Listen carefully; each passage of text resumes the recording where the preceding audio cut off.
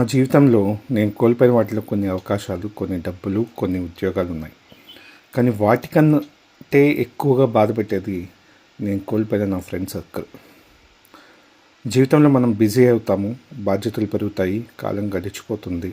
ఒకప్పుడు రోజు మాట్లాడుకునే స్నేహితులు ఇప్పుడు జ్ఞాపకాలుగా మిగిలిపోతారు. వాళ్ళు మారిపోయారనుకున్నాను, కానీ నిజం ఏంటంటే నేను కూడా వాళ్ళని సంప్రదించడానికి ఎటువంటి ప్రయత్నం చేయలేదు. ఈరోజు వెనక్కి తిరిగి చూసుకుంటే కొన్ని స్నేహాలు గొడవలు కాదు, తర్వాత మాట్లాడకుండా అనే ఒక్క మాట వల్ల దూరం అయ్యాయి.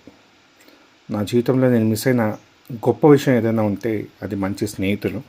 ఎందుకంటే ఈ కాలంలో స్నేహం అనేది చాలా ఇంపార్టెంట్.